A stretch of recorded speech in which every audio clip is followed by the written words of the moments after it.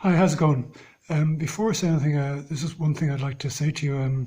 Today is actually quite a memorable day for me because I've now been sober for exactly 10 years.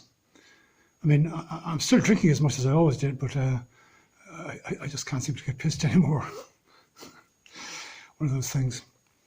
Now, you've all, I'm sure, seen the national 6 o'clock news on BBC television. That's the national news, not the regional news.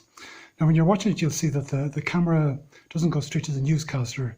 It first shows a sort of a panoramic view of the newsroom with all the people at their desks. And there's a woman walking through the newsroom wearing a brown shoulder bag on her way to her desk. I shagged her once. I mean, I don't like to boast, but if you've slept with somebody who's on the national news every day, it's kind of hard to keep it to yourself, you know.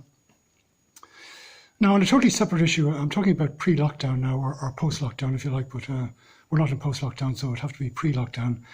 Anybody that's ever wandered around the street with their coat buttoned up and their arms tucked inside their coat, not in the arms of the coat, so it looks like you don't have any arms, and then go up and ask random pedestrians for directions to the nearest snooker hall?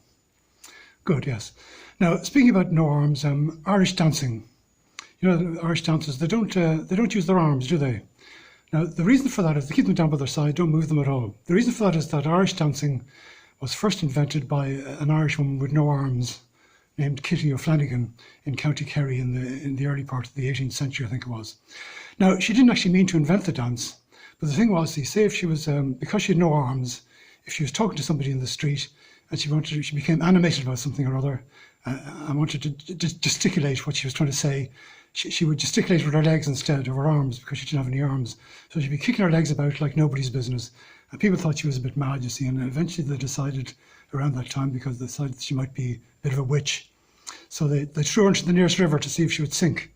But she didn't sink, she stayed above the water and she was swept downstream by the river, still kicking her legs about like there was no tomorrow, you know.